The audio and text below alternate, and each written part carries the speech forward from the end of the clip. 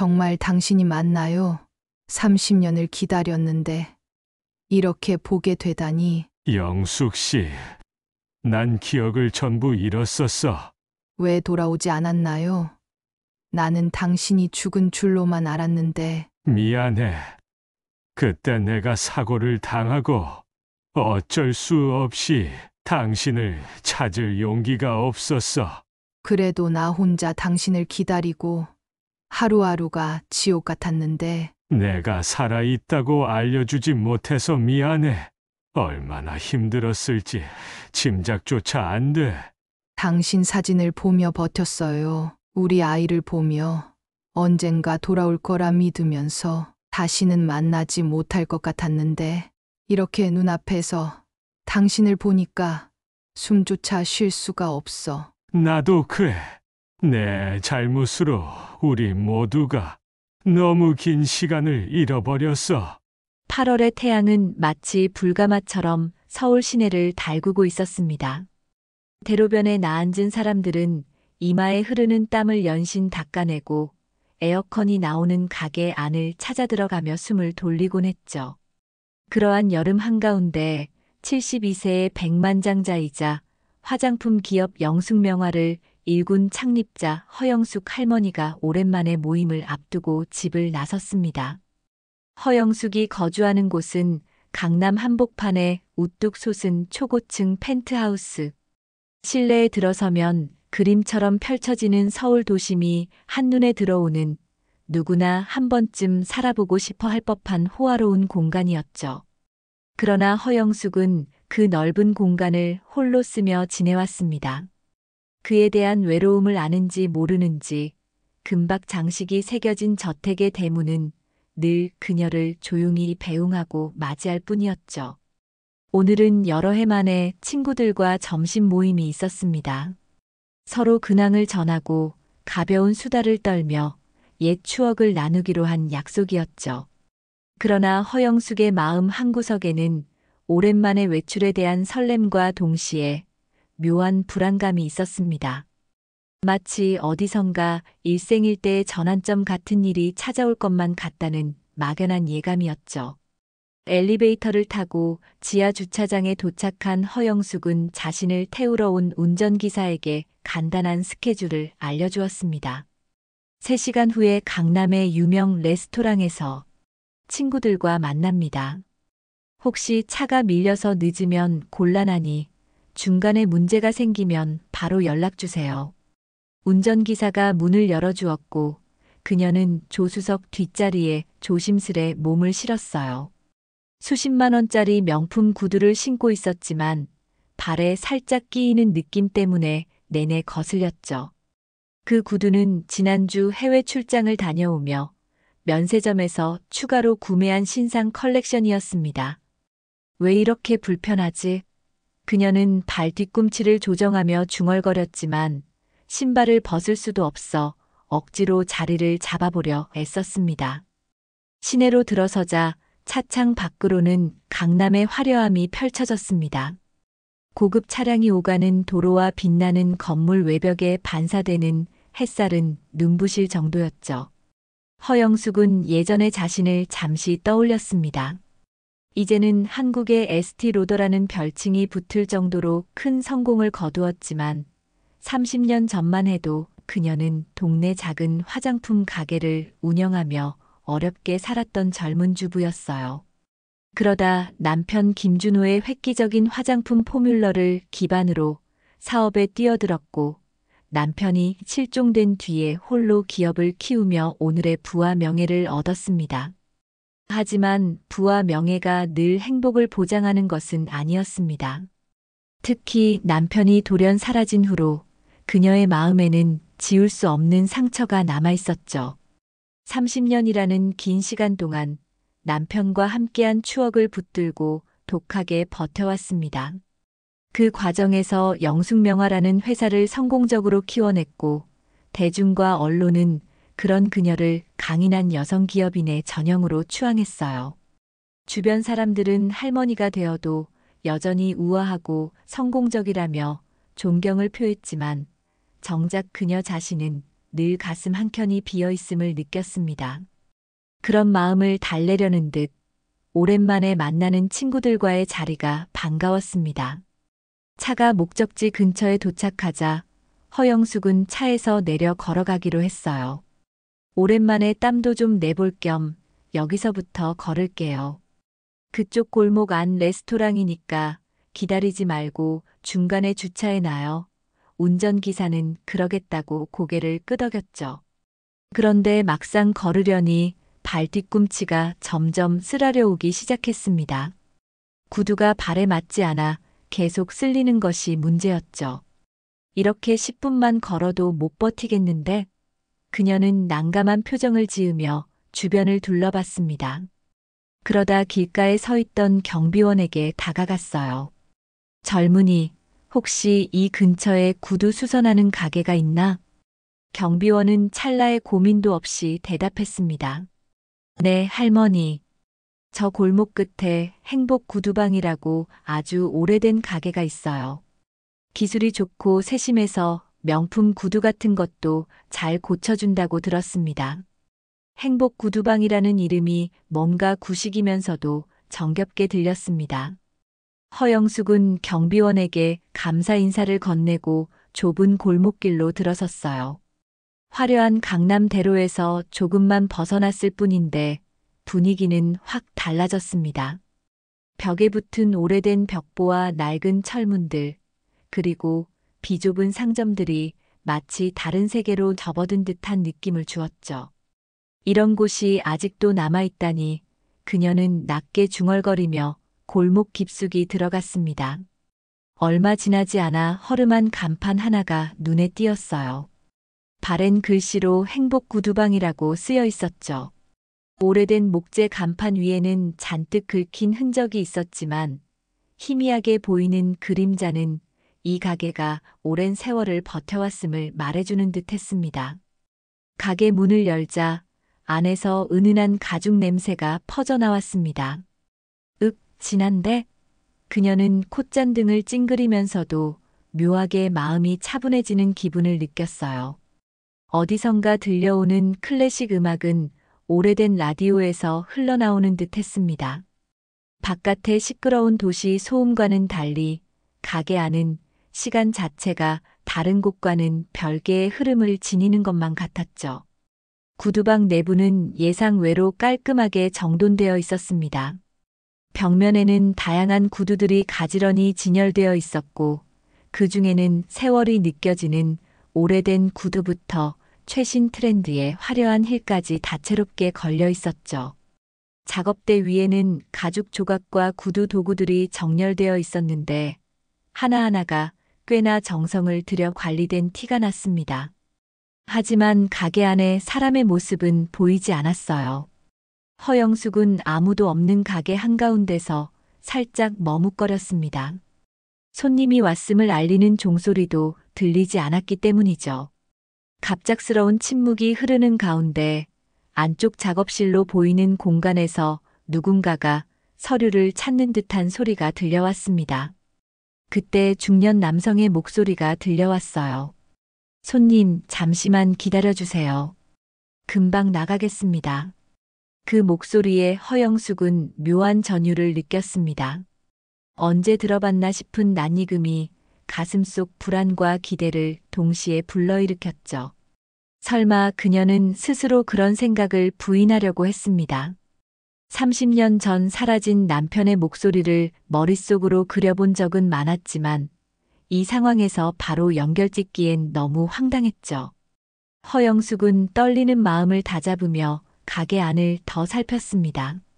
그러다 벽에 걸린 작은 사진 한 장에 시선이 꽂혔어요. 흑백 사진 속에는 밝게 웃고 있는 젊은 남녀가 나란히 서 있었습니다. 여자의 헤어스타일과 화장, 옷차림은 분명 90년대 초반 분위기를 풍겼고 남자는 깔끔한 셔츠 차림에 부드러운 미소를 머금고 있었죠. 가까이 다가가 자세히 본 순간 허영숙은 심장이 잠시 멎은 듯한 충격을 받았습니다. 사진 속 여자는 자신이었습니다. 그리고 그 옆에 서 있던 남자는 한때 자신과 함께 화장품 가게를 꾸려나가던 남편, 김준호의 젊은 시절 얼굴이었죠. 이게 말이 돼? 그녀는 경악한 얼굴로 사진을 들여다보았습니다. 과거에 찍은 결혼사진이나 기념사진은 집에서도 보관하고 있지만 이런 구도와 표정의 사진은 처음 보는 것이었습니다. 분명 남편과의 추억 중 하나일 텐데 왜 이곳에 걸려 있는지는 알 수가 없었죠. 그녀가 바닥에 뿌려진 먼지를 밟으며 멍하니 서 있을 때 뒤쪽에서 다시 그 목소리가 들려왔습니다. 손님, 무엇을 도와드릴까요? 허영숙은 천천히 몸을 돌렸습니다. 그리고 그곳에 서 있는 노인을 본 순간 한치의 의심도 가질 수 없는 사실을 직감했습니다. 백발이 되어버린 머리카락, 깊게 파인 주름, 어딘가 지친 기색이 감도는 표정 그러나 그 눈빛만은 분명 그녀가 기억하는 30년 전 남편의 것이 맞았습니다. 준호 씨? 허영숙의 목소리가 떨렸습니다. 그녀가 한 발짝 다가서자 노인 역시 손에 들고 있던 구두를 떨어뜨리며 경악한 표정을 지었죠. 영숙 씨? 두 사람은 그 자리에 얼어붙고 말았습니다. 30년이라는 긴 시간이 흘렀음에도 서로를 알아보는 것은 한순간이었죠. 눈물과 떨림이 가슴속에서 폭발하듯 밀려왔습니다. 30년간의 애타는 그리움과 억눌린 감정이 한꺼번에 터져나와 허영숙의 눈에서는 눈물이 줄줄 흘러내렸어요. 그렇게 행복 구두방에서의 만남은 운명적이면서도 기적 같은 재회의 시작이었습니다. 시간이 멈춰버린 듯한 순간 허영숙은 겨우 자신을 추스르고 부들부들 떨리는 손으로 눈가의 눈물을 닦아냈습니다. 김준호 역시 입술을 꾹 물고 가만히 서 있었습니다. 도저히 믿을 수 없다는 표정이었죠. 서로에게 가까이 다가가고 싶으면서도 30년이란 간극이 만들어낸 혼란 때문인지 발걸음이 쉽게 떨어지지 않았습니다. 결국 김준호가 먼저 입을 열었습니다. 이렇게 마주칠 줄은 꿈에도 상상 못했어요. 허영숙은 낯선 목소리 톤을 느끼면서도 그의 말 속에 스며 있는 익숙함을 놓치지 않았죠. 내가 더 놀랐어요. 당신이 살아있었다니. 그 짧은 대화만으로도 더 이상 버틸 수 없었던 둘은 곧 수선 테이블 옆에 놓인 낡은 의자에 나란히 앉았습니다. 패점 시간도 되지 않았는데 김준호는 잠시 가게 문을 닫아버렸죠. 그렇게 둘은 주변 환경도 잊은 채 긴 대화를 시작했습니다. 김준호가 처음 입을 뗐습니다. 그때 나는 정말로 돌아갈 수 없었어요. 그가 언급한 그때는 바로 30년 전 봄, 집을 나서던 날이었습니다. 당시 김준호는 자연유래 성분을 활용한 새로운 화장품 포뮬러를 개발해 여러 대기업과 접촉을 시도하던 중이었죠. 그가 어느 대기업 임원들과 미팅을 가겠다고 한 날, 허영숙에게 오늘 미팅이 잘 되면 우리 인생이 바뀔 거야. 걱정 말라고 말한 후 집을 떠났습니다. 그러나 그날 이후 그는 감쪽같이 사라졌고 허영숙은 남편이 돌아오지 않는 상황에 절망해야 했습니다. 도대체 무슨 일이 있었던 거예요? 허영숙은 울먹이는 목소리로 물었습니다. 김준호는 한숨을 길게 내쉬었어요. 그날 미팅을 하려고 갔는데 임원들이 내가 가져온 포뮬러에 상당한 관심을 보였습니다. 계약만 제대로 이뤄지면 당장 큰 자금을 지원받을 수 있다고 생각했죠. 그가 설명하는 장면이 머릿속에 그려졌습니다. 작은 가정용 랩에서 실험을 반복하며 밤낮 없이 연구한 포뮬러가 곧 큰 회사의 투자를 받고 그로 인해 가족의 삶이 풍족해지고 김준호와 허영숙이 함께 꿈꾸던 새로운 인생이 성큼 다가오는 듯했습니다. 하지만 화장실에 들른 순간 김준호는 우연히 그 임원들의 대화를 엿듣게 되었습니다. 이 포뮬러만 손에 넣으면 끝이지. 계약금이고 뭐고 줄 필요 없어. 그 가난한 화학자가 이거 불평해봤자 누가 믿겠어? 당시 그들은 김준호를 철저히 이용할 생각이었고, 김준호가 계약을 따내기 전부터 이미 그의 포뮬러를 빼내는 계획을 세우고 있었습니다. 내가 그 이야기를 듣고 충격을 받아 도망치듯이 미팅 자리를 빠져나왔죠. 집으로 돌아가 아내와 의논하려고 했는데 그쪽에서도 움직임이 빨랐어요. 김준호의 말에 따르면 그는 건물에서 나와 택시를 잡으려는 순간 정체불명의 검은색 차량이 따라붙었고 그 안에서 무언가 위협을 가한 듯 보였습니다. 그때는 너무 두려워서 본능적으로 달아났어요. 그런데 골목길에서 갑작스러운 충돌 사고가 났어요. 그 사고 이후 김준호는 머리를 심하게 다쳐 병원으로 이송되었고 몇 달 동안 기억을 잃은 채 신원미상의 환자로 입원해 있었습니다. 문제는 신원을 증명해줄 어떠한 소지품도 없었다는 것이죠. 지갑과 신분증은 아마 사고 현장에서 분실되었거나 그 검은색 차량 쪽에서 빼앗았을지도 모르는 일이었습니다. 그 결과 경찰도 그의 정체를 파악하지 못했고 주변에 그를 찾으러 오는 가족 역시 없었기 때문에 병원 비용조차 막막했죠. 그러다가 같은 병실에 입원해 있던 한 구두방 주인이 그에게 연민을 느껴 퇴원 후 갈 곳이 없던 김준호를 데려가 돌봐줬다고 했습니다. 하지만 난 이미 그때 기억이 없었어요. 이름조차 가물가물했고 내가 결혼했는지도 몰랐습니다. 그냥 내가 아는 건 구두 수선 일을 배우게 되면서 평범하게 살아가야 한다는 것뿐이었죠. 기억 상실 상태에서 김준호는 자신을 강태식이라고 부르라고 했다고 합니다. 구두방 주인이 그렇게 이름 지어주었고 거기에 별 이의를 제기할 상황도 아니었다고 하네요. 그렇게 얼마간은 잔잔한 일상을 보내며 치료를 병행하던 중 운명처럼 서서히 기억의 일부가 돌아왔습니다. 그러나 모든 것을 다 기억하는 데는 오랜 세월이 걸렸다고 합니다. 5년쯤 지나서야 내가 결혼을 했다는 확신이 들었어요. 꿈속에서 당신의 얼굴을 어렴풋이 보기도 했습니다. 하지만 이미 그 시점에서는 TV에서 당신 소식을 접했죠. 당신이 내 포뮬러를 토대로 회사를 크게 성장시켰고 한국의 에스티 로더라는 별명도 얻었다고 그러니 내가 지금 돌아가봤자 오히려 당신에게 누가 될 수 있겠다고 생각했어요.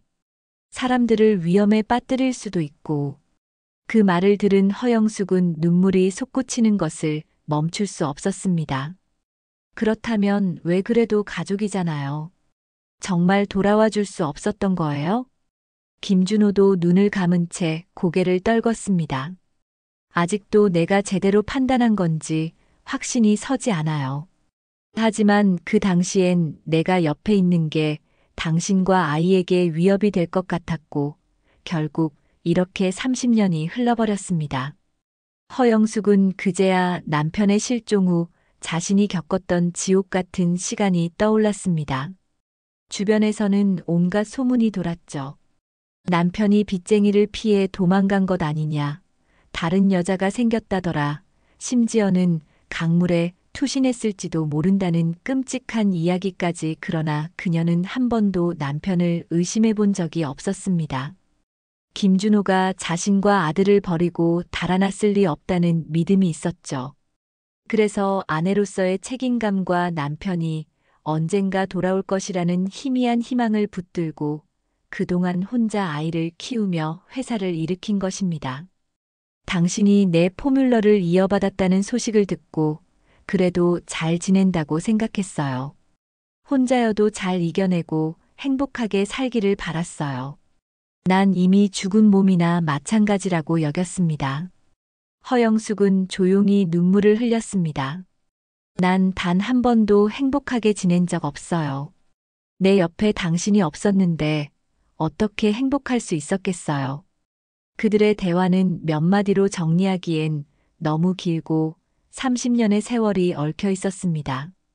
그렇게 1시간 넘게 서로를 바라보며 과거를 하나둘씩 꺼내던 중 허영숙의 휴대전화가 울렸습니다. 친구들이 이미 레스토랑에 도착했다고 어디에 있느냐고 물어오는 전화였죠. 허영숙은 전화를 받고 나서 잠시 고민했습니다. 하지만 지금 이 순간이 훨씬 더 중요하다는 판단이 섰어요. 미안하지만 사정이 생겨서 오늘 약속은 못 갈 것 같아 친구들에게 짧게 양해를 구한 뒤 전화를 끊었습니다. 그리고 남편을 마주보고 말했죠. 더 이야기를 해요. 30년이나 기다렸는데 더는 시간을 잃어버리고 싶지 않으니까요. 그렇게 두 사람은 이미 지나간 30년의 고통을 처음으로 함께 마주하게 되었습니다. 허영숙과 김준호, 혹은 이제 강태식으로 살아온 그의 이야기는 행복 구두방 내부에서 긴 시간이 흐르는 동안 계속되었습니다. 저녁이 가까워지며 밖은 어둑어둑해졌고 가게 안의 클래식 음악은 꺼졌습니다. 켜졌다를 반복했지만 두 사람은 대화의 끈을 놓지 않았습니다. 김준호가 실종된 후 허영숙은 아들을 홀로 키우면서 작은 화장품 가게를 유지해야 했습니다. 남편이 개발하던 포뮬러 시제품이 남아 있었고 그걸 기반으로 연구를 이어가며 제품을 만들어냈죠. 처음에는 주변에서 남편이 도망간 것 아니냐는 시선도 있었지만 그녀는 그때마다 고개를 꼿꼿이 들고 우리 남편은 그런 사람이 아니다라고 일축했습니다. 그러나 사업이라는 것이 그렇게 간단치만은 않았습니다. 경제 사정이 어려워 자금 조달이 힘들었고 경쟁 기업들의 견제도 심해졌죠. 게다가 30대 초반 나이에 자녀를 키우며 일까지 해야 하는 상황이었으니 하루하루가 전쟁이었습니다. 하지만 그 모든 압박과 외로움을 견디게 해준 힘은 김준호가 살아있을지도 모른다는 믿음과 이 일을 반드시 성공시켜 남편이 돌아오면 자랑스럽게 보여주겠다는 결심이었습니다.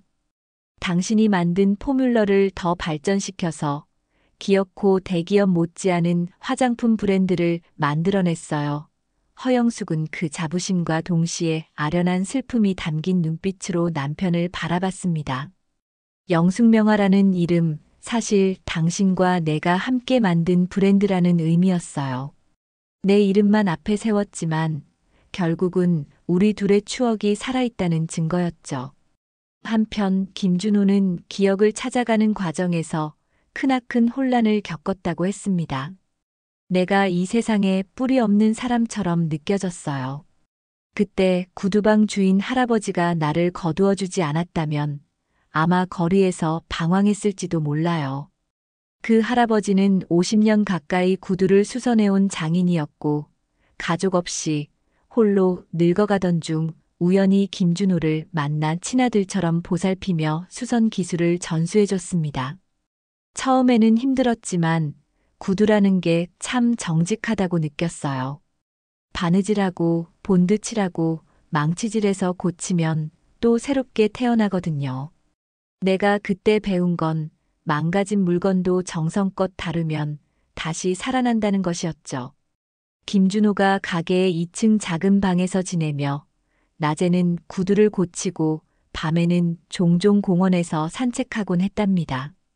그러던 어느 날 TV 뉴스에서 우연히 영숙명화라는 신생 화장품 브랜드가 엄청난 성공을 거두고 있다는 보도를 봤는데 그 대표가 바로 허영숙이라는 말을 듣고 자신의 기억 저편에 서려 있던 이미지가 크게 흔들렸다고 합니다. 당신의 이름을 보는 순간 내 가슴이 심하게 뛰더군요. 하지만 그걸로 모든 기억이 돌아온 건 아니었어요. 그때만 해도 그냥 내가 뭔가 잃어버린 게 있구나라는 막연한 느낌이었지요.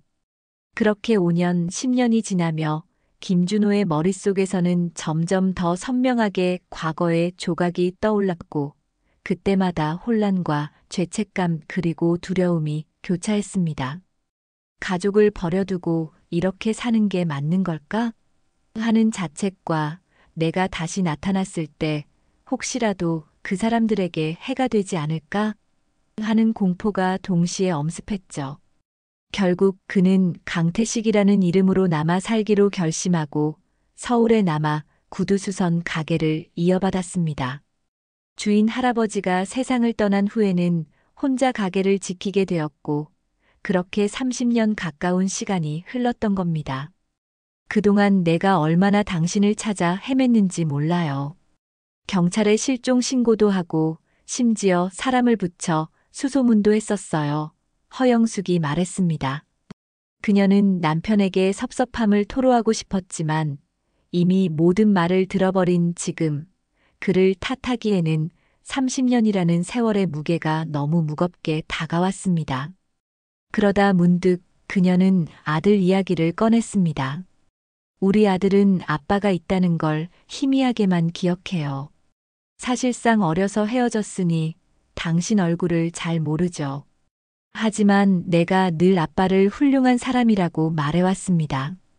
지금은 훌륭한 사업가가 되어 영숙명화를 함께 이끌어가고 있어요. 김준호의 눈에 먹먹함이 비쳤습니다. 그 아이 대학 졸업식 때 멀리서 봤습니다. 검은 학사모를 쓰고 환하게 웃고 있었어요. 당신도 그 자리에 있더군요. 둘이 함께 서 있는 모습을 관중석 맨 뒤에서 지켜봤어요. 그 말을 들은 허영숙은 가슴 한복판이 뜨겁게 울렸습니다. 남편이 비겁하게 떠나버린 줄로만 여겼던 어느 순간 그는 사실 멀리서 아들을 바라보고 있었던 것이었습니다. 그렇게라도 보러 와줬다면 왜 다가오지 않았어요? 내가 우리 아들이 얼마나 아버지를 기다렸는지 알았으면 그녀는 애써 담담하려 했지만 결국 말끝이 떨리고 말았습니다. 김준호는 고개를 숙였습니다. 당신은 아직 자신이 없었습니다. 어떻게 설명해야 할지, 어떻게 다시 당신들 앞에 서야 할지 그냥 죄인일 뿐이었어요. 그 이야기를 듣는 허영숙의 마음은 복잡했습니다. 남편이 돌아오지 않은 세월 동안 그녀가 받은 상처와 외로움, 그리고 사업을 통해 억척스레 살아남아야 했던 현실. 반면 남편 역시 기억을 잃고 그 후에는 적지 않은 심적 고통 속에서 살아왔음을 알게 되었죠. 30년 그 시간이 참 길어요. 우리에게 너무 많은 것을 빼앗아갔네요. 그녀는 결국 눈물을 주르륵 흘렸습니다. 그렇게 과거의 아픔과 현재의 감정이 교차되는 순간 가게 문이 벌컥 열렸습니다. 시원한 바람과 함께 정장 차림의 중년 남성이 들어섰죠. 어머니, 다급한 목소리였습니다. 여기 계셨네요. 전화를 계속 안 받으시길래. 그 남성은 바로 두 사람의 아들, 김준영이었습니다. 아들을 본 허영숙은 놀라 서둘러 휴대전화를 확인했어요. 무음 모드로 바뀐 상태였기에 연락이 계속 왔다는 것을 미처 알지 못했습니다. 어머니, 괜찮으세요? 왜 우시고 계시는 거예요? 준영은 다가와서 당황스럽게 둘러보았죠. 눈앞에 낯선 노인은 누구인지, 그리고 어머니가 왜 이렇게 울고 있는지 전혀 상황을 파악하지 못한 표정이었습니다. 허영숙은 잠시 주저했지만 결국 굳게 다짐한 듯 아들을 바라보며 말했습니다. 준영아, 내가 그토록 찾아 헤매던 사람 내 아버지다. 그 말이 떨어지자 김준영은 얼굴이 순식간에 창백해졌습니다. 그게 무슨 말씀이세요? 이분이. 그 순간 김준호와 준영은 시선을 마주쳤습니다. 40대 중반이 된 아들의 얼굴에는 김준호의 젊은 시절 모습이 어렴풋이 남아 있었고 반대로 준영의 눈에는 사진 속 아버지와 꼭 닮은 노인의 모습이 겹쳐 보였습니다. 그렇게 세 사람은 구두방 한가운데에서 복잡한 감정의 소용돌이에 휩싸이게 되었습니다. 30년의 시간은 길고도 잔인했지만 그들이 마침내 마주한 이 순간은 더없이 현실감 넘치는 진실의 문턱이었죠. 김준영의 눈에는 낯선 노인의 얼굴과 어린 시절 사진 속 아버지의 면모가 교차되어 보였습니다. 허영숙이 내 아버지다라고 선언했지만 30년 동안 얼굴 한 번 본 적 없는 아버지를 눈앞에서 마주한다는 건 충격 그 자체였죠. 김준영은 심장이 쿵쾅거려 의자에 앉으려다 마음이 복잡해 그저 가게 한가운데서 굳어버렸습니다. 어머니 지금 농담하시는 건 아니죠? 농담일 리가 있니? 이분이 내 친아버지다. 30년 전에 사고로 실종됐고 기억을 잃은 채 살아오셨대. 말이 안 돼요. 김준영은 넋이 나간 얼굴로 김준호를 바라보았습니다. 함께 서 있던 허영숙 또한 마음이 복잡했습니다. 남편을 되찾은 기쁨, 그동안의 상처, 또 이제 막 사실을 접하고 혼란스러워하는 아들을 향한 안쓰러움이 뒤섞여 가슴속에서 소용돌이쳤죠. 한편 김준호는 멋쩍은 표정으로 아들과 시선을 마주했습니다. 김준호는 조심스레 손을 뻗어보았지만 준영은 그 손을 쉽게 잡을 수 없었습니다. 과거에 대한 원망, 아버지가 돌아오지 않은 긴 세월에 대한 슬픔이 단숨에 치밀어 오르며 말문이 막혔죠. 아버지 정말이긴 합니까? 왜 지금에서야? 그 물음에 김준호는 아무런 변명도 꺼낼 수 없었습니다. 이미 허영숙에게 털어놨던 사고와 기억상실, 그리고 자신이 느꼈던 두려움과 죄책감을 간단한 말로 정리하기엔 너무 많은 시간이 흘렀기 때문이죠. 허영숙이 자리에 앉으라고 손짓하자 준영은 터질 듯한 가슴을 억누르며 작은 테이블 앞으로 왔습니다. 김준호도 마주 앉았고 세 사람 사이에는 깊은 침묵이 흘렀습니다. 밖에서는 어느덧 저녁이 찾아와 골목길에 어둠이 스며들고 있었죠. 허영숙은 먼저 분위기를 추슬렀습니다. 준영아, 앉아서 차근차근 들어봐. 아버지가 어떻게 30년 동안 살았는지, 그리고 왜 돌아올 수 없었는지. 나도 오늘에서야 제대로 다 들었어. 어떻게 다들 이렇게 담담할 수 있는 겁니까? 준영은 노인의 얼굴을 본 순간 어머니가 늘 너희 아버지는 훌륭한 분이었다고 말해왔던 기억이 떠올랐습니다. 사진 속 젊은 시절의 아버지와 똑같은 눈빛. 하지만 30년이라는 장벽 때문에 가슴 한켠이 쓰려오는 것도 사실이었죠. 결국 김준호가 천천히 그날의 전말을 이야기하기 시작했습니다. 사업 미팅 자리에서 포뮬러를 노렸던 이들의 음모, 불의의 사고, 기억을 잃은 상태로 병원에 실려갔다는 사실, 그리고 이후 강태식이라는 이름으로 오래된 구두방에서 살아온 인생까지. 준영은 이 모든 상황을 들으며 호흡이 가빠졌습니다. 그는 어린 시절 어머니가 경찰에 실종 신고를 하던 모습과 매일 밤 아버지를 기다리며 울던 모습을 희미하게 기억하고 있었죠. 그리고 자신도 한동안은 아버지가 언젠간 돌아올 것이라고 믿었습니다. 하지만 그 시간이 너무 길어져 결국 그 믿음이 희미해지고 말았던 겁니다. 그럼 정말 사고였고 기억을 잃었던 거라면 저나 어머니를 일부러 버린 건 아니라는 거네요. 김준호는 무겁게 고개를 끄덕였습니다. 내가 어떻게 받아들일지 모르겠지만 난 단 한순간도 너희를 버릴 생각은 없었어. 기억을 찾고 나서는 오히려 내가 나타나면 너희에게 해가 될까봐 무서웠다. 그 회사가 계속 우릴 노릴 수도 있다고 생각했으니까. 회사라면 그때 아버지 포뮬러를 노렸던 곳이요? 그래. 그쪽 인사들 중 일부는 아직도 업계에 남아있다는 이야기를 들었어. 준영은 자신이 경영 일선에 나서면서 업계 곳곳의 흐름을 어느 정도 파악하게 되었다고 이야기했습니다. 특히 90년대부터 2000년대 초반 사이에 급성장했다가 갑작스럽게 사라지거나 간판만 바꿔달고 살아남은 화장품 기업들이 여럿 있었죠. 아직 누가 아버지를 해치려 할지는 정확히 모르겠지만 그래도 그 옛날 사건에 관여했던 세력이 남아있을 수는 있겠네요. 허영숙은 눈을 가늘게 뜨며 생각에 잠겼습니다. 어쩐지 사업하다 보면 정체를 알 수 없는 방해가 들어올 때가 간혹 있었어. 경쟁사라기엔 의도가 이상하고 마치 과거 내 남편의 행방을 추적하는 듯한 느낌을 받은 적도 있었지. 그 말에 김준호의 표정이 굳어졌습니다. 마치 오래 잠들어 있던 불길한 예감이 다시 살아나는 듯 했죠. 결국 세 사람은 상황을 조금 더 구체적으로 파악하기로 했습니다. 회사 내부 자료, 과거 경찰 조사 기록, 그리고 김준호가 사고를 당했던 시점에 얽힌 사람들의 이름 등을 꼼꼼히 살펴볼 필요가 있었죠.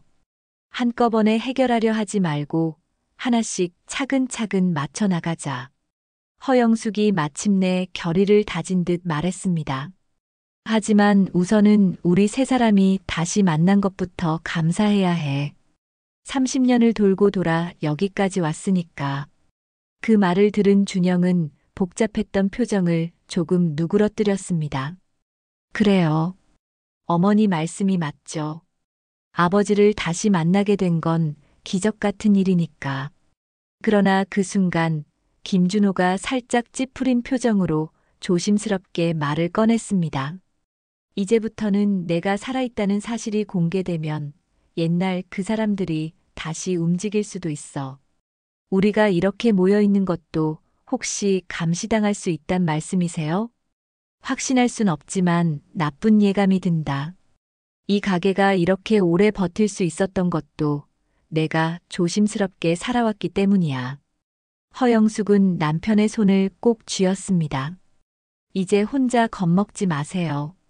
우리한테도 위험이 닥친다면 가족이 같이 맞서면 되죠.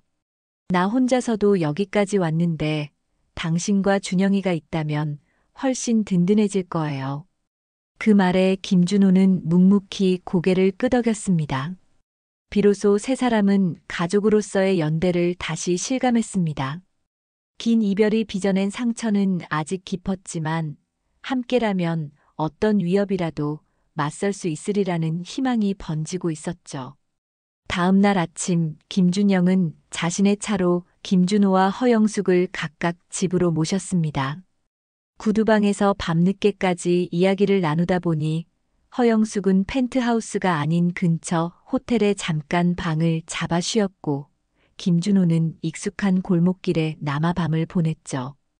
허영숙은 이제부터는 당신도 내 곁에서 지내면 좋겠다고 제안했지만 김준호는 당장 익숙한 생활 터전을 버리고 떠나기는 어렵다고 했습니다. 가게에 맡긴 구두들도 많고 당장 수선이 필요한 손님들을 그냥 내칠 순 없잖아. 그 말에 허영숙은 웃으며 대답했죠. 당신 정말 책임감은 여전하네요. 그래도 조만간 한번 우리 집에 와서 쉬어요. 당신이랑 편히 대화도 하고 싶고. 한편 김준영은 회사 사무실로 돌아가자마자 변호사와 부하 직원들을 불러 모았습니다. 아버지가 살아계셨어요. 사고로 기억을 잃고 있다가 이제야 돌아오신 겁니다. 그런데 과거에 아버지를 위협했던 사람들이 아직 남아있을 가능성이 있어요.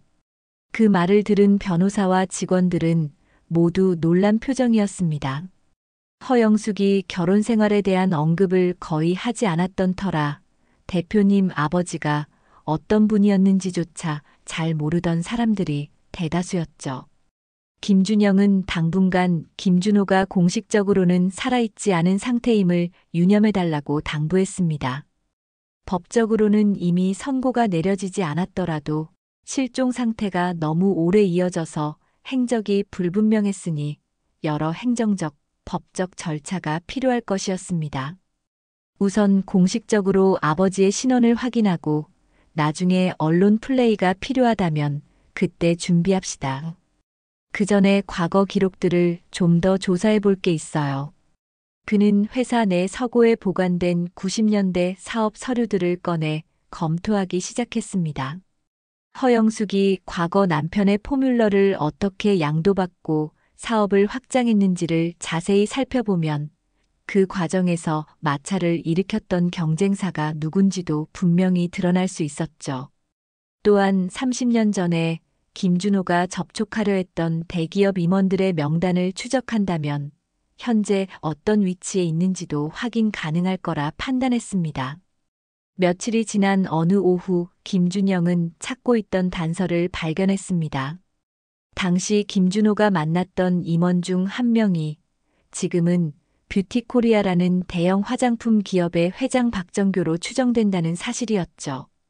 90년대 중반 투어나학이라는 중소기업에서 임원으로 근무하던 박정교가 회사를 떠난 뒤 어느 날 갑자기 뷰티코리아를 세워 승승장구했다는 겁니다. 이 박정교라는 인물이 상당히 수상한데요.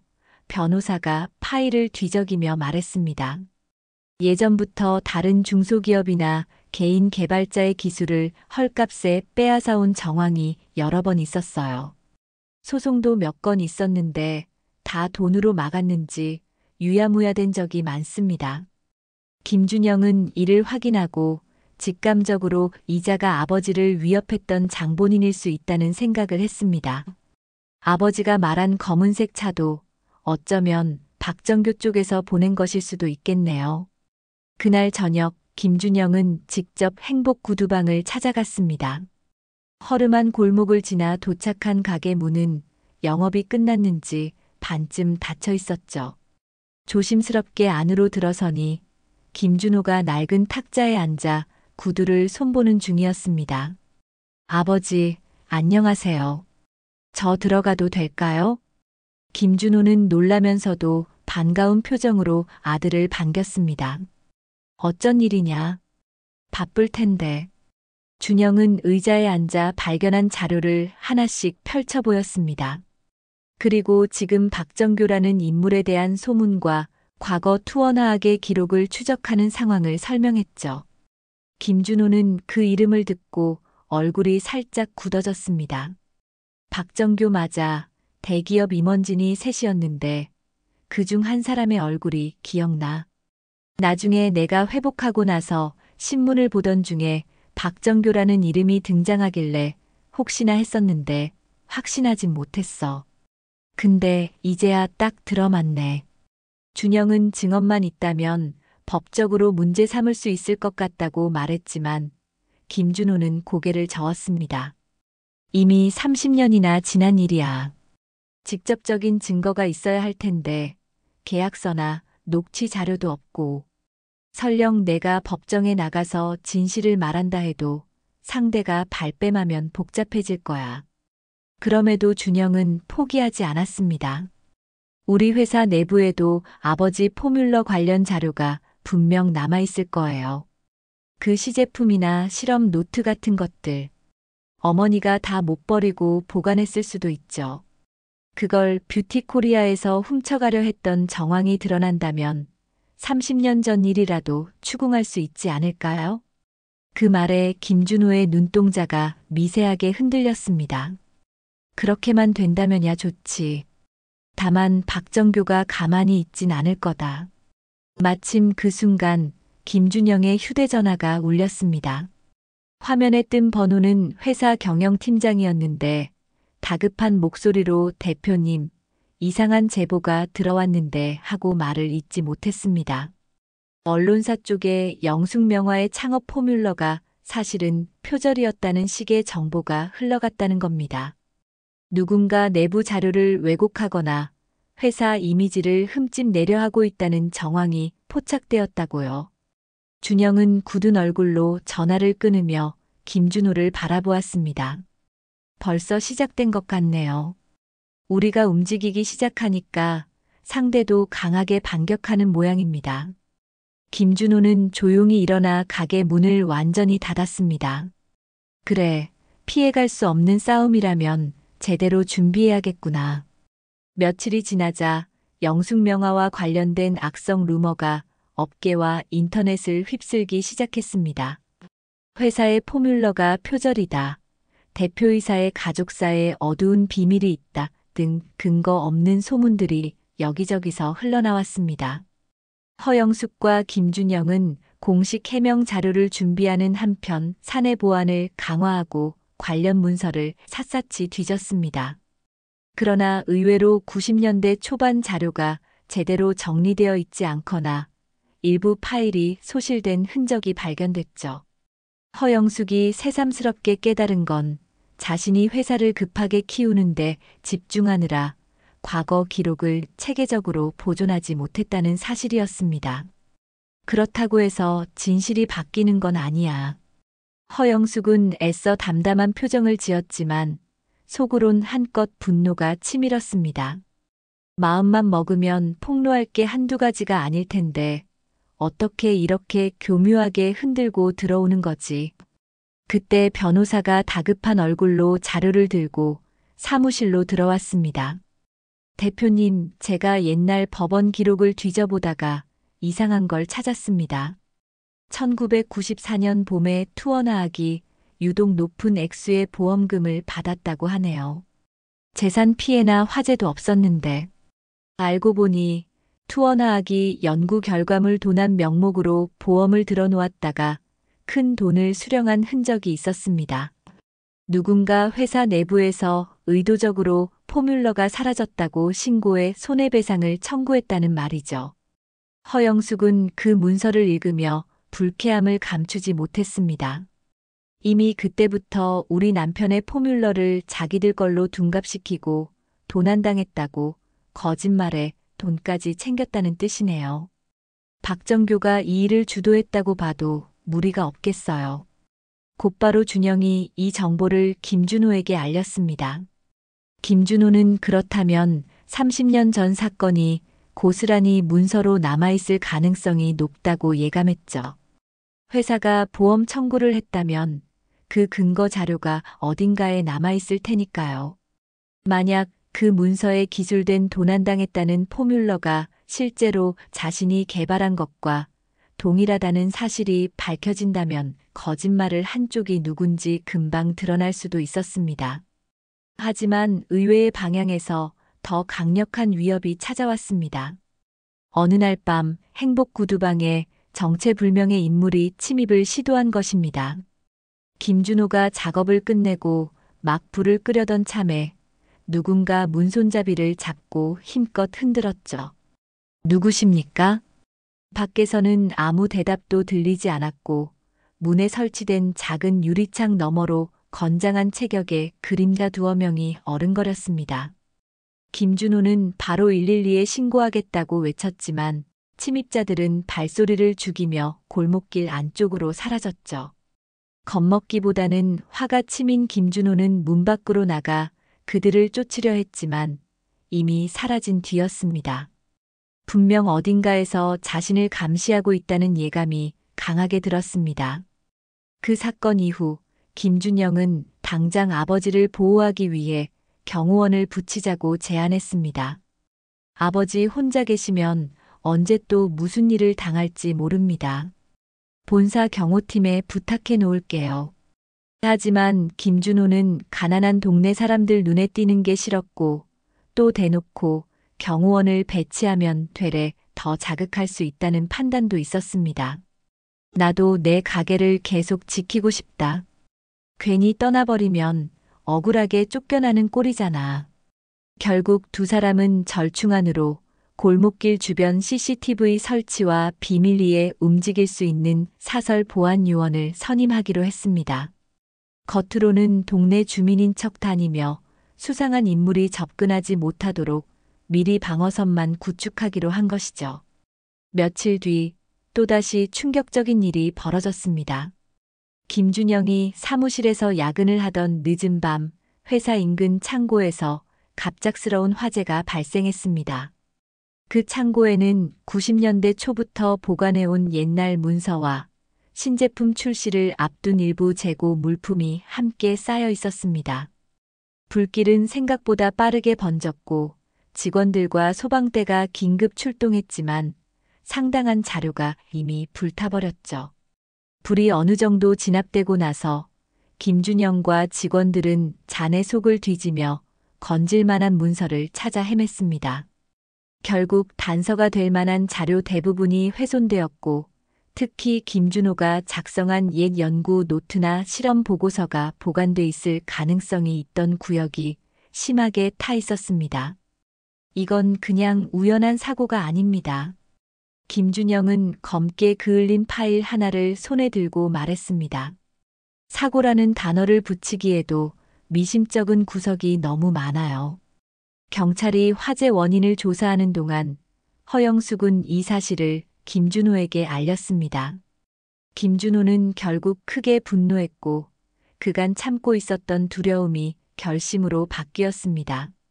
더 이상 도망치거나 숨어 지내고 싶지 않다. 이 사람들이 날 죽이려 했던 것도 모자라. 이제 너희 회사까지 흔들려 하잖아. 가만둘 수 없지. 이왕 이렇게 된 거 우리도 적극적으로 움직여야겠네요. 허영숙도 굳은 목소리로 동의했습니다. 옛날엔 내가 당신을 다시 찾아내기 위해 싸웠지만 이제는 당신과 함께 싸워야겠어요. 30년 동안 쌓아올린 우리 노력, 이렇게 무너질 순 없죠. 곧바로 세 사람은 법률 전문가, 사설 탐정까지 활용해 본격적으로 증거 수집에 나섰습니다. 화재 직전 창고 주변을 어슬렁대는 모습이 포착된 차량, 그 차량이 박정교 혹은 뷰티코리아와 연관되어 있는지, 과거 투어나학의 관계자 중 현 뷰티코리아 직원이 누가 있는지 등을 폭넓게 확인하기 시작했죠. 그러던 중 의외의 인물에게서 연락이 왔습니다. 바로 투어나학의 옛 회계 담당이었던 박모 씨라는 이가 30년 전 보험금 청구는 사실상 사기였고 그 증거를 지금도 갖고 있다며 접근해온 겁니다. 박모 씨는 자신이 예전에는 박정교의 사주를 받아 움직였지만 최근 들어 여러 협박을 당해 안전을 보장받지 못하게 되자 뒤늦게 배신을 결심했다는 요지의 이야기를 전했습니다. 김준영은 반신반의하면서도 혹시나 싶은 마음에 박모 씨를 조용히 호텔로 불러 만났습니다. 그리고 그의 입에서 나온 이야기는 예상보다 훨씬 구체적이었죠. 그때 박정교가 고용한 이들이 김준호 씨를 뒤쫓은 건 사실입니다. 연구 자료를 빼돌리려고 했고 사고를 낸 직후에도 은밀히 처리하려고 했어요. 그런데 운이 좋았는지 김준호 씨가 신원불명 상태로 사라져버렸죠. 그리고 회계부서를 통해 자신들의 고유 기술이 도난당했다며 거액의 보험금을 청구했어요. 그 증거 아직 가지고 계십니까? 서류 일부를 복사해놨습니다. 퇴직할 때 혹시나 해서 챙겨뒀는데 박정교가 알면 저 가만 안 둘 겁니다. 김준영은 자료를 훑어보다가 손이 떨릴 정도로 분노와 흥분이 치밀어 올랐습니다. 그 서류에는 분명히 혁신적인 천연 화장품 포뮬러에 대한 언급이 있었고 파일명에는 김준호라는 이름이 버젓이 기록돼 있었죠. 투어나학 측이 내부 연구를 도난당했다고 주장하는 문서였지만 사실은 김준호가 개발한 포뮬러를 몰래 빼앗아 보험 사기에 악용한 흔적이 선명했습니다. 이제야 모든 게 맞춰지는군요. 김준영은 그 자리에서 아버지와 어머니에게 전화를 걸어 소식을 전했습니다. 허영숙은 안도의 한숨을 내쉬면서도 거짓말로 뒤덮인 30년의 허상을 이제야 걷어내게 됐네. 박정교가 이 사실을 알면 가만히 있지 않을 거야. 조심해야 해요 하고 당부했죠. 김준호 역시 이번에는 내가 직접 나서서 증언할 거다. 내 포뮬러가 어떻게 만들어졌는지, 30년 전 미팅에서 무슨 일이 있었는지 낱낱이 밝히겠다며 분연히 목소리를 높였습니다. 그렇게 세 사람은 과거의 그림자를 떨쳐내고 정면으로 맞서겠다는 의지를 더욱 굳히게 되었습니다. 이미 가족 모두가 박정교의 공격 범위 안에 들어온 상황이었으니 피할 수 있는 선택지는 없었죠. 싸우다가 다칠 수 있다는 불안도 컸지만 더는 도망치거나 침묵하며 당하기만 하지 않겠다는 결심이 세 사람의 마음을 하나로 모았습니다. 그 후로 얼마 지나지 않아 박정교 측에서 먼저 변호사를 통해 허위사실 유포를 멈추라는 내용 증명을 보내왔습니다. 김준영이 움직이고 있다는 걸 알아챘던 겁니다. 거꾸로 영숙명화가 악성 루머를 퍼뜨리고 있다는 식의 주장이었죠. 그러나 이미 이쪽 손에 30년 전 보험 사기의 자료가 들어온 상황이었습니다. 허영숙은 서글픈 웃음을 흘리며 그 서류를 바라봤습니다. 어쩌면 나한테 이게 지금의 마지막 전투가 될 수도 있겠네요. 30년 전에 잃어버렸던 남편, 그리고 그 남편이 구축했던 꿈을 지키기 위한 김준호는 아내의 손등을 가만히 쓰다듬었습니다. 난 이미 당신이 이 회사와 가정을 지키려고 얼마나 고생했는지 잘 알아. 이제부터는 내가 그 무게를 같이 들 테니 너무 혼자서 짊어지려 하지 마. 옆에서 이 광경을 지켜보던 준영은 묘한 감동과 안쓰러움에 가슴이 뭉클해졌습니다. 30년간 뿔뿔이 흩어져 있던 가족이 비로소 한자리에 모여 어깨를 나란히 하고 있었습니다. 그 의미가 준영에게는 남다르게 다가왔죠. 우리 절대 물러서지 맙시다. 그동안 당해온 걸 생각하면 이제 우리가 진실을 증명할 차례예요. 그렇게 세 사람은 앞으로 펼쳐질 거대한 법정 싸움과 언론전을 준비하기 시작했습니다. 30년 전에 잃어버린 진실을 되찾아오는 길이자 박정규에게 빼앗긴 김준호의 꿈을 다시금 세상에 드러내는 과정이 될 것입니다. 이미 가족은 충분히 고통받아왔지만 이번에는 세상에 숨지 않고 오히려 세상을 향해 목소리를 내겠다고 다짐했죠. 밖으로 나서면 여전히 강렬한 여름 햇살이 도시를 달구고 있었지만 그 뜨거움이 이제는 오히려 세 사람의 투지를 불태워주는 듯 했습니다. 행복 구두방에서 시작된 기적 같은 재회가 30년간 가려져 있던 음모의 막을 걷어내고 새로운 시작을 향해 나아가는 서막이 된 것입니다. 김준영과 허영숙, 그리고 김준호는 이제 결코 물러서지 않겠다는 결심 아래 함께 움직이기 시작했습니다. 30년 전에 사고에서 살아 돌아온 김준호가 공개 증언을 하기로 마음먹었고 투어나하게 옛 회계 담당 박 모 씨가 넘긴 자료까지 확보된 상황이었죠. 가족이 다시 뭉친다는 사실 자체가 그들에게는 엄청난 용기와 위로가 되었습니다. 지난 세월을 갈갈이 찢어놓았던 의욕과 그리움이 이제 하나하나 퍼즐처럼 맞춰지며 진실이란 큰 그림을 드러내고 있었습니다. 문제는 그 퍼즐이 완성되기까지 박정규와 뷰티코리아가 얼마나 강하게 반격해 올지, 그리고 그 과정에서 어떤 위험이 도사릴지 아무도 장담할 수 없다는 데 있었죠. 어머니, 아버지, 일정 한번 확인하고 가시죠. 어느 오후 세 사람은 허영숙의 펜트하우스 거실에 모여 앉았습니다. 난생 처음 함께 식사 준비를 나눠하고 따뜻한 차 한 잔을 곁들여 가며 향후 계획을 정리하는 자리는 그들에게도 낯선 경험이었어요. 서로가 한 지붕 아래 모여 일상적인 대화를 나누는 것 자체가 30년 만이었으니까요. 집 안 곳곳에는 허영숙이 평생 모아온 예술품과 사진들이 장식되어 있었습니다. 젊은 시절의 부부 사진, 어린 아들 준영과 함께 찍은 가족 사진 등도 걸려 있었죠. 김준호는 그 사진들을 볼 때마다 가슴이 저릿해졌습니다. 자신 없이 찍힌 사진들이 대부분이었거든요. 그러나 허영숙은 손을 내밀어 남편의 등을 다독였습니다. 이제부터 우리 가족 사진 제대로 다시 찍으면 돼요. 그 말에 김준호는 애써 웃으며 고개를 끄덕였습니다. 그래야지. 나도 그동안 내 곁에 없었던 만큼 더 잘할게. 그날 회의 안건은 크게 세 가지였습니다. 첫째, 30년 전 보험 사기 증거를 어떤 방식으로 공개할지. 둘째, 김준호가 직접 경찰 및 언론에 진술할 시점. 셋째, 뷰티코리아와의 재판 절차를 어떻게 끌고 갈지. 김준영이 자리에 모인 팀원들과 함께 이에 대한 의견을 내놓았습니다. 우선 언론에 먼저 터뜨리는 방법이 있어요. 대형 언론사와 인터뷰를 진행하면서 투어나하게 옛 기록과 보험금 청구 사기를 공개하는 거죠.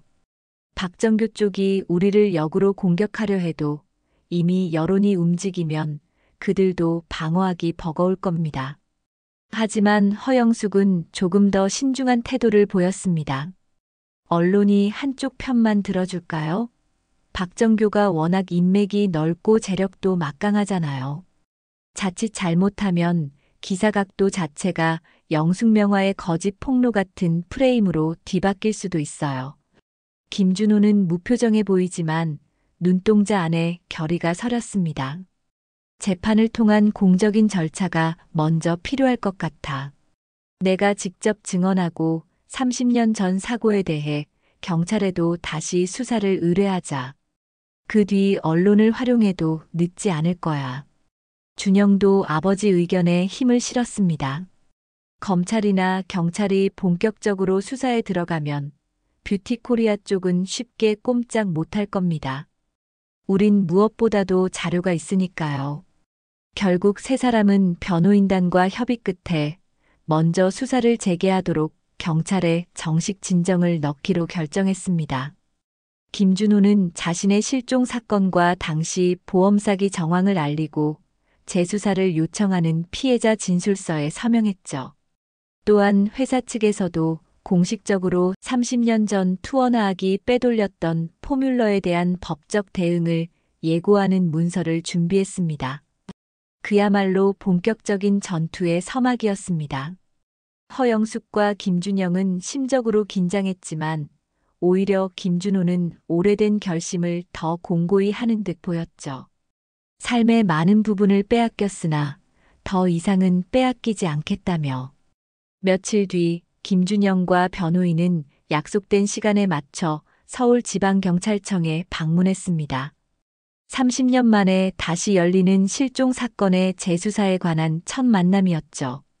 경찰 측도 난감해하는 기색이 역력했습니다. 이게 30년 전 미해결 사건이라는 거고 당사자분이 생존해 있다는 게 사실인가요? 김준영은 짧게 고개를 끄덕였습니다. 네, 아버지께서 기억상실 상태로 지내다가 최근에야 돌아오셨습니다. 저희가 파악한 바로는 투어나악 측이 당시 아버지를 상대로 불법 행위를 시도했고 그 결과 사고가 난 거죠. 그에 관한 물증도 가지고 있습니다. 경찰은 서류를 뒤적이며 곤란해했습니다. 일단 본청에서 기록을 재검토해야겠지만 오래된 사건이라 증거 확보가 쉽지는 않을 겁니다. 저희도 그 부분은 감수하고 있습니다. 다만 방화나 위협 행위가 최근까지 이어지고 있어요. 과거 범죄가 지속되고 있다는 의미입니다. 변호사는 바로 최근 창고 화재 사건, 행복 구두방 침입 미수 사건에 대한 자료를 제출했습니다. 저희 쪽에 제보한 사람도 있으니 추가 조사로 가담자를 특정할 수 있을 겁니다. 경찰도 그제야 사안의 심각성을 인지하고 본격적으로 움직이기 시작했죠. 인터폴 조회나 폐쇄된 과거 회사 기록 등이 필요하면 적극적으로 협조하겠다는 태도를 보였습니다. 이후 김준호가 직접 경찰 조사실에 들어가 30년 전 사고 당일 상황을 상세히 증언했습니다. 간단한 메모리얼 스케치까지 곁들여 골목길 모습, 검은색 차의 번호판 일부, 임원들이 나눴던 대화 내용 등을 최대한 구체적으로 언급했죠. 기억이 완벽하지 않더라도 그가 털어놓은 내용은 당시 사건 파일에서 누락됐던 여러 단서를 되살릴 수 있었습니다. 마지막으로 사고가 났을 때 정확히 어떤 부위를 다치셨는지 기억하세요? 조사관의 질문에 김준호는 낯빛이 어두워졌습니다. 머리를 심하게 부딪혔어요. 많이 피가 났던 것 같고 그 뒤론 아무 기억이 없었습니다. 병원에 실려가서 깨어난 뒤에도 몇 달간 내가 누군지 몰랐죠. 그의 목소리엔 담담함과 서글픔이 공존했습니다. 그 수십 년의 시간을 한두 마디로 설명하는 게 애석할 정도였죠.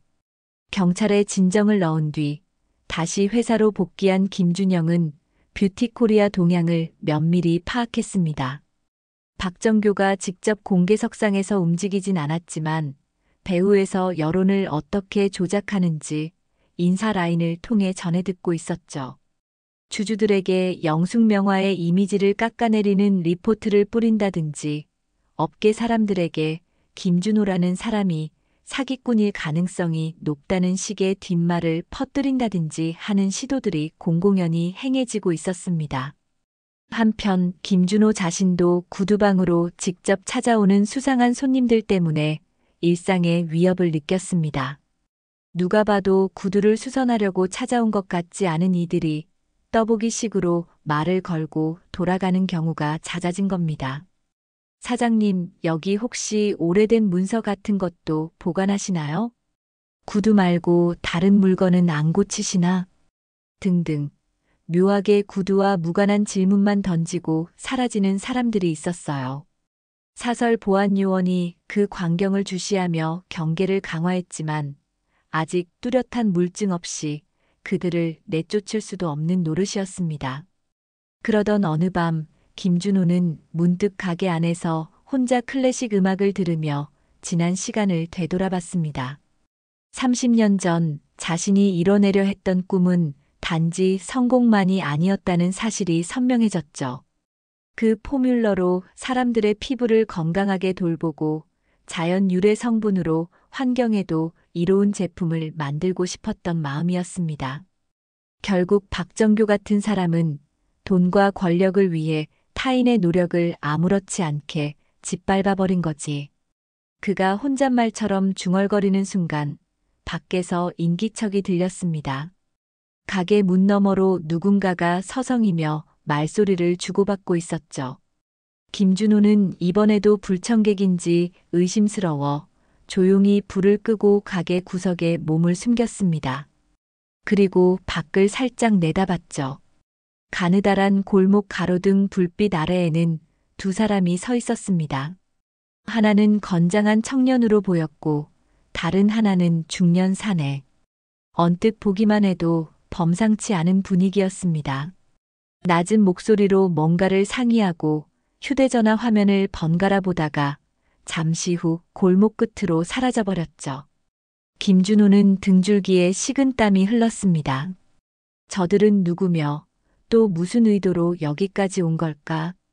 분명 그들이 하는 이야기 속에 증언이니 증거니 하는 단어가 희미하게 들렸다고 느꼈습니다. 누군가가 김준호가 공인된 자리에서 목소리를 내는 걸 막으려 혹은 그를 올가매려 구체적인 계획을 세우는 중일지도 모르는 일이었습니다.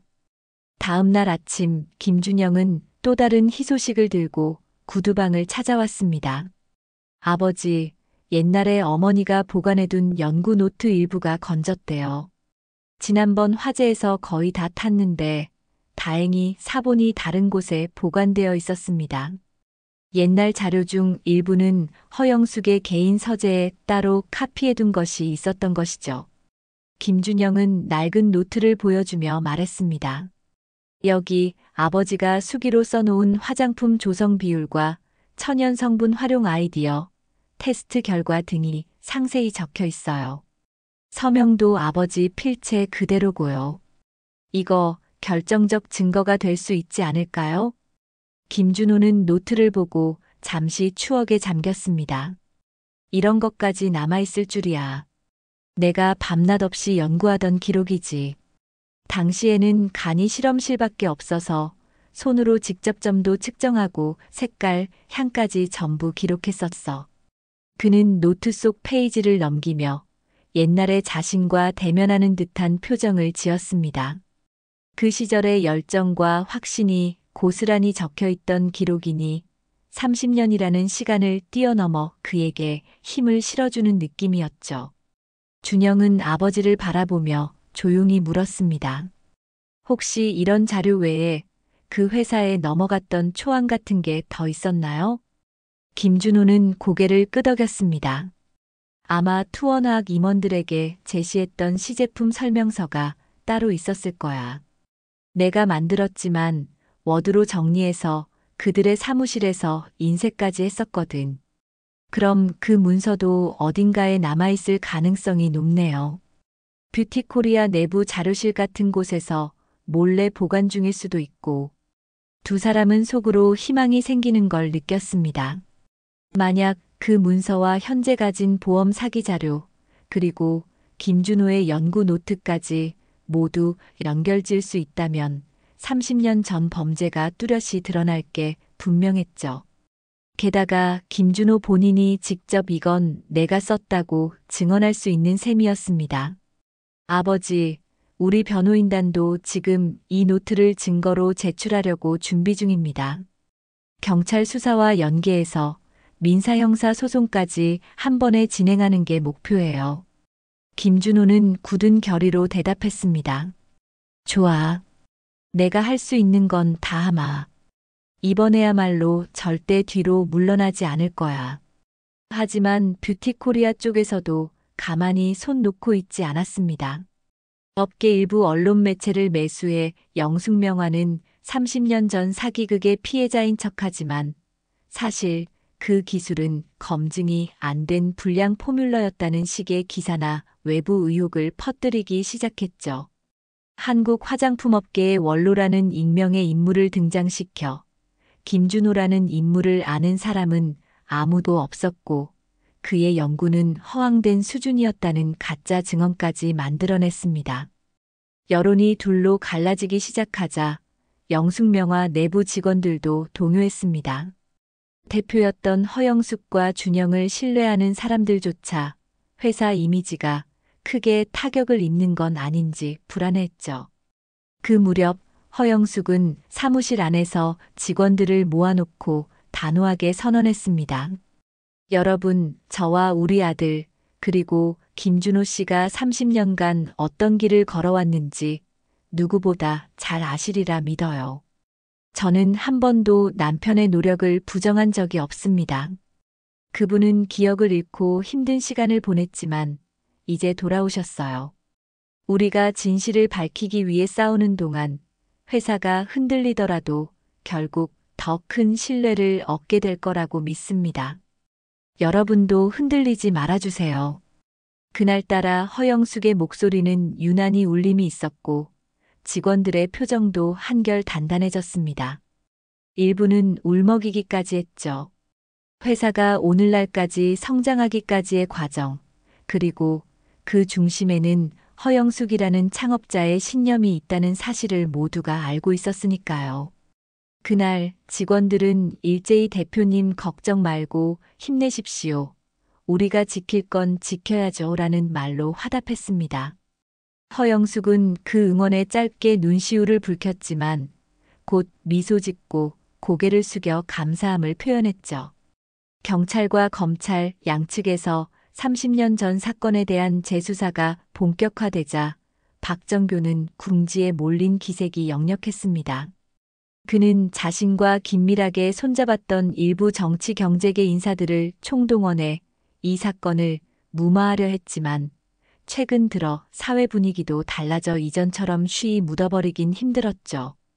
게다가 김준호 측이 연이어 결정적 자료를 확보해 제출하는 통에 변명조차 쉽지 않았습니다.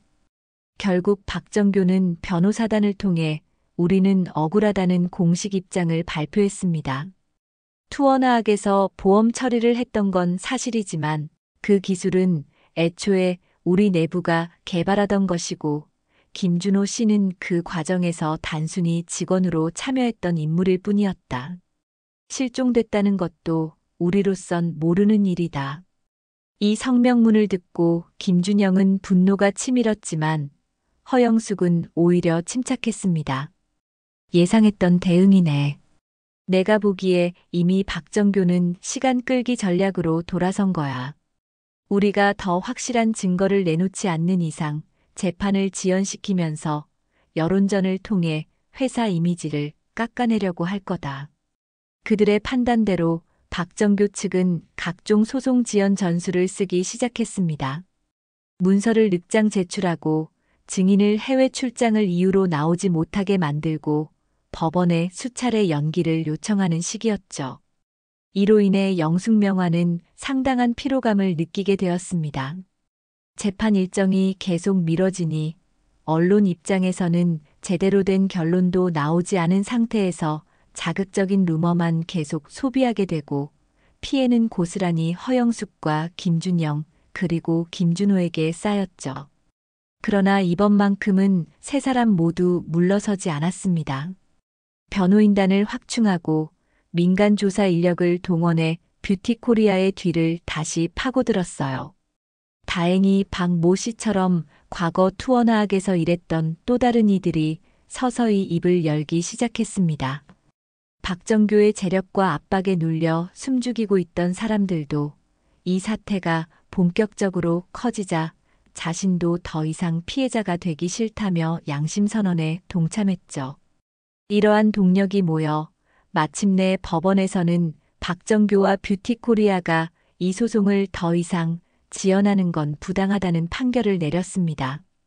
공판 일정이 최종 확정되고 본격적인 심리가 진행되기로 한 겁니다. 그 소식을 전해 들은 허영숙은 조심스럽지만 환한 미소를 지었습니다. 드디어 우리가 진실을 법정에서 직접 말할 수 있게 됐네요. 김준호는 그녀의 손을 잡고 말했습니다. 내가 증언석에 서게 되면 모든 걸 낱낱이 폭로할 거야. 그들이 30년간 해왔던 짓이 어떤 건지 전부. 옆에서 준영도 힘주어 고개를 끄덕였습니다. 회사도 우리 가족도 도중에 포기하지 않을 겁니다. 소송 일정이 확정된 뒤 남은 시간은 불과 한 달 정도였습니다. 그 사이 뷰티코리아 측은 마지막 발악을 하듯 여러 수를 시도했지만 실효성이 거의 없었죠. 오히려 영숙명화 측이 계속해서 새로운 증거와 증인을 확보해 가자 여론은 점차 30년 전 진실 규명이 필요하다는 쪽으로 기울기 시작했습니다. 인터넷 커뮤니티와 방송에서 김준호라는 인물은 정말 억울한 피해자 같다. 이 사건이 제대로 해명되어 화장품 업계의 부정이 바로잡히길 바란다 등의 반응이 나왔죠. 그리고 예상치 못한 지원군까지 나타났습니다. 김준호가 예전에 구두방에서 알게 된 단골 중 한 명이 사실은 꽤 유명한 방송 작가였던 겁니다. 그 작가는 김준호가 늘 성실하고 친절하게 구두를 고쳐주면서도 어딘가 쓸쓸한 눈빛을 지니고 있었던 게 인상 깊었다고 말했습니다. 내가 선배 기자와 협력해서 다큐멘터리 형식으로 이 사건을 조명해볼까 합니다. 사회적 반향이 큰 문제니까 공익 차원에서도 다룰 가치가 있어요. 처음에는 허영숙과 준영이 재판을 앞두고 괜히 언론에 나서는 게 오히려 독이 되지 않겠느냐며 조심했지만 김준호는 흔쾌히 수락했습니다. 오히려 잘 됐어요. 사람들이 이 사건이 얼마나 중요한 문제인지 알아줘야 법정에서도 우리 증언이 무게를 얻는 겁니다. 그렇게 김준호는 다큐멘터리 제작진과 수차례 인터뷰를 진행했습니다.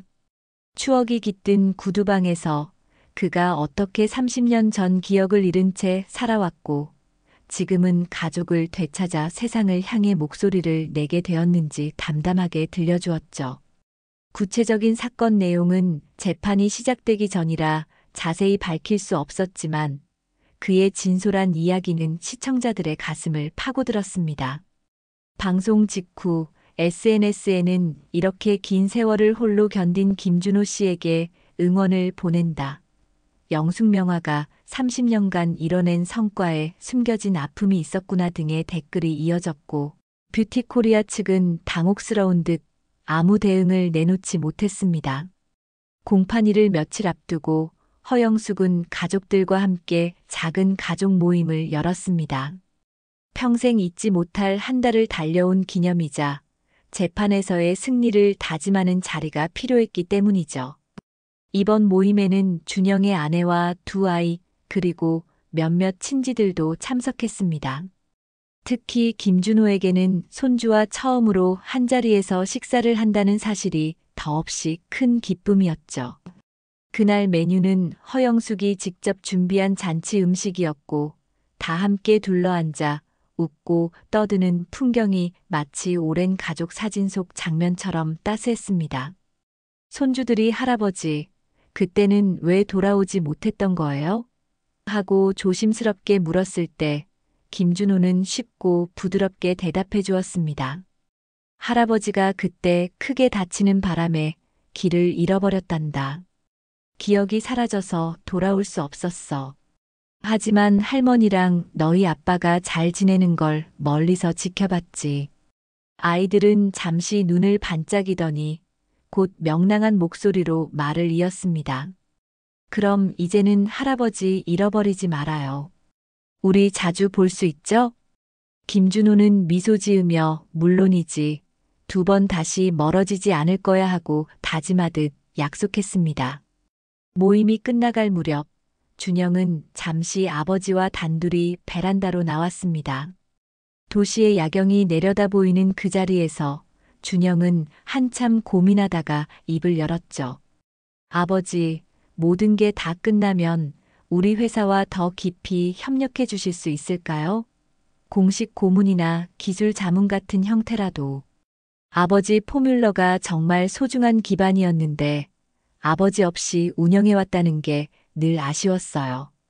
김준호는 웃으며 아들의 어깨를 살짝 주무르듯 토닥였습니다. 내가 아직도 쓸모가 있다면 물론이지. 하지만 너무 부담 주지는 마. 난 구두방에서 사는 것도 좋았어. 언제까지나 구두를 고치시는 건 말릴 생각 없어요. 하지만 그건 취미처럼 하시고 우리 회사에서도 기여해 주시면 더할 나위 없죠. 아버지와 아들이 함께 미래를 계획하는 모습은 30년 전에는 상상조차 할 수 없던 장면이었습니다. 그 시간이 길고 고통스럽긴 했지만 적어도 이제는 함께하는 내일을 꿈꿀 수 있다는 사실만으로도 마음이 뭉클해졌죠. 공판 당일 아침, 김준호는 30년 넘게 간직해온 낡은 수제 구두를 꺼냈습니다. 구두방에서 직접 손질해 언제든 신을 수 있게 보관해둔 것이었죠. 그 구두는 결혼 초창기에 허영숙에게 선물 받았던 것으로 문득문득 과거의 행복한 기억을 떠오르게 했습니다. 오늘은 이걸 신어야겠어. 내 인생에서 가장 중요한 무대니까. 그는 구두를 신어보고 허영숙과 준영이 함께 탄 차를 타고 법정으로 향했습니다. 경호 인력과 기자들이 몰려 분주한 분위기였지만 세 사람은 서로 손을 맞잡고 한결같은 표정으로 청사 안으로 걸어 들어갔습니다. 재판이 시작되자 변호사들의 공방이 뜨겁게 오갔습니다. 박정교 측은 여전히 자신들의 결백을 주장했지만 곧이어 김준호가 증인석에 나서면서 상황이 급변했죠. 김준호는 마이크 앞에 서서 30년 전 그날 자신이 어떤 미팅을 했고 어떤 위협을 받았으며 어떻게 실종 상태가 되었는지 차근차근 진술했습니다. 투어나학 임원들이 나눈 대화 내용을 기억해낸 대로 전했고 이후 보험 사기 서류와 자신의 연구 노트가 일치한다는 사실도 강조했죠. 이 자리에 서기까지 정말 오랜 세월이 걸렸습니다. 제 꿈과 가족을 빼앗긴 채 남의 이름으로 살아온 30년이 결코 짧지 않았습니다. 그런데 제 경험은 어쩌면 그들이 타인의 노력을 쉽게 빼앗아온 사례 중 하나에 불과할 수도 있습니다. 이제는 그런 잘못된 관행이 완전히 사라지길 바랍니다. 그의 목소리에 긴장감이 실려 법정 안을 가득 메웠습니다. 방청석에 있던 사람들, 기자들, 심지어 재판부조차도 묵직한 침묵 속에서 그의 말을 경청했죠. 서류만으론 느낄 수 없는 실제 피해자의 목소리가 30년의 시간을 가로질러 지금 이 자리에 살아있다는 사실을 모두가 체감한 순간이었습니다. 허영숙도 이어 증언대에 올랐습니다. 남편의 실종 후 어떤 소문에 시달렸으며 어떻게 회사와 아들을 지키기 위해 싸워왔는지 진솔이 털어놨죠. 제 남편은 이 세상 어디에도 없는 죽은 사람 취급을 받아야만 했습니다. 하지만 제게는 늘 살아있을 거라는 믿음이 있었습니다. 저는 이제 이 법정에서 그 믿음이 옳았음을 증명하고 싶습니다. 그 말에 방청객 일부는 울컥 눈물을 흘렸고 김준호 역시 자리에 앉아 아내를 지켜보며 맑은 눈빛으로 고개를 끄덕였습니다. 반면 박정교는 잔뜩 격앙된 표정으로 변호인과 대화를 나누다가 결국 증인석에 선 자리에서 나는 아무런 잘못도 없다. 누군가 조작한 문서에 휘말린 것이라는 식의 막무가내 주장을 펼쳤습니다. 그러나 이미 확보된 증거와 여러 증인 진술이 촘촘하게 맞아떨어지고 있었죠. 거기에다 아예 투어나하게 내부 인력이었던 이들이 줄줄이 나와 박정교의 지시로 보험 사기를 진행했다고 폭로하자 그의 변명은 더 이상 통하지 않았습니다. 재판은 한 번으로 끝나지 않았지만 이미 초반부터 대세가 확연히 기울었습니다. 김준호가 되찾으려 했던 진실은 더 이상 가려질 수 없었고 허영숙과 준영은 진실이 밝혀지는 동안에도 회사와 가정을 꼿꼿이 지켜냈죠. 시간이 조금 더 걸렸고 수차례의 공판과 증언이 오갔지만 결국 법원은 박정교와 뷰티코리아의 범죄 행위를 인정했고 김준호에게 공식적인 피해자 지위를 부여했습니다. 또한 영숙명화 측에 손해배상을 하라는 판결을 내렸습니다. 재판 결과가 나오고 수개월 뒤 김준호는 허영숙, 준영과 함께 다시 한번 행복구두방에 모였습니다. 불안에 떨던 골목길도 이제는 평온한 일상으로 돌아갔고 다행히 방화나 위협 시도도 끊긴 상태였습니다. 가게 문을 열고 들어간 허영숙은 오래된 구두 냄새와 더불어 김준호가 틀어놓은 클래식 음악을 들으며 살짝 미소 지었습니다. 당신 여기서만큼은 참 편안해 보이네. 준영도 고개를 끄덕이며 아버지는 가게에서 일할 때가 제일 멋있어요. 구두 수선하는 손놀림이 어찌나 숙련된지 하고 즐겁게 농담을 던졌습니다. 사실 재판이 끝난 뒤 김준호에게는 회사의 공식 고문 자리가 제한되었고 또한 여러 언론에서 방송 출연 요청이 쇄도했습니다. 하지만 그는 나는 조용히 가족과 지내며 그동안 잃어버린 시간을 되찾고 싶다고 말했죠. 내가 갑자기 세간의 주목을 받으면 구두방 손님들도 불편해할 거야. 그리고 난 아직도 이 골목이 좋아. 평생을 바느질과 망치질로 살았고 그게 더 편안하네.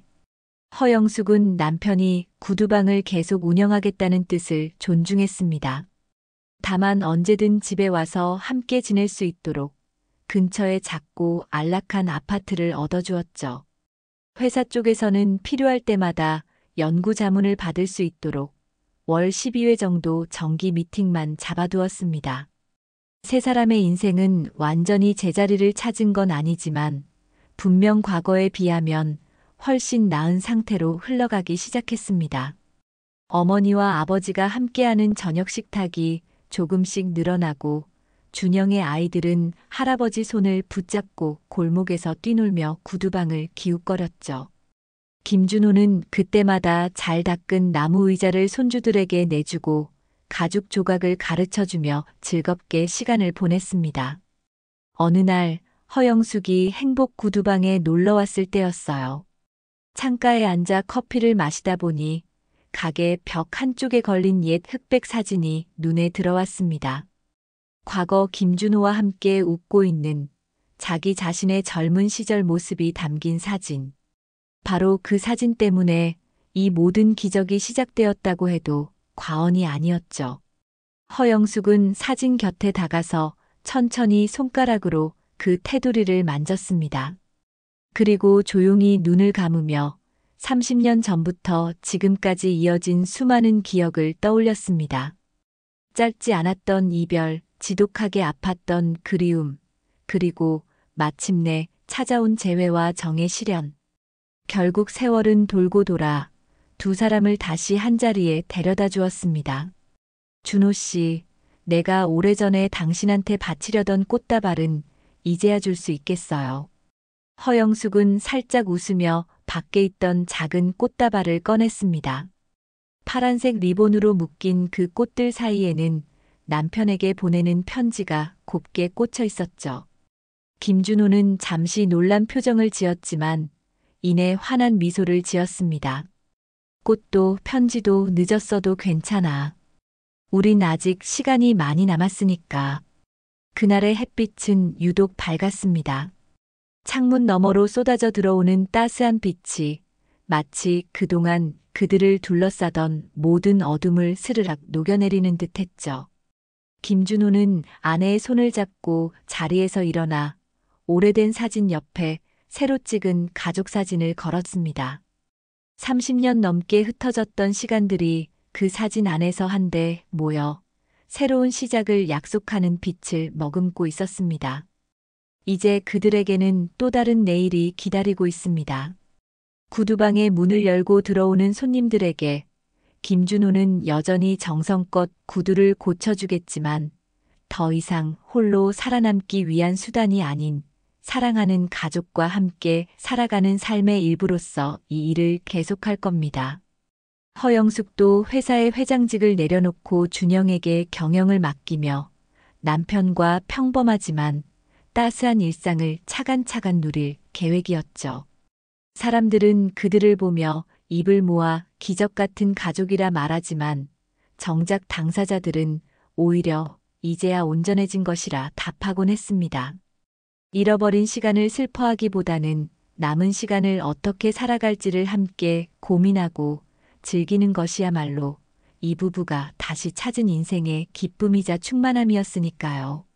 문득 한 아이가 구두방 문을 열고 들어와 생글생글 웃으며 말했습니다.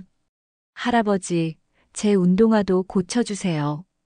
김준호는 환하게 웃으며 대답했습니다. 운동화도 고치는 건 처음이지만 한번 해보자꾸나. 할아버지가 뚝딱 고쳐줄게. 그 작은 부탁 하나조차 행복으로 가득한 순간이었습니다. 집 나간 인연이었지만 결국 먼 길을 돌아 더 단단해진 가족. 고난과 시련이 완전히 사라진 것은 아니지만 더 이상 피하지 않는 그들의 삶은 운명의 구두방에서 시작된 한 장의 사진처럼 아름답고 소중하게 빛나고 있었습니다.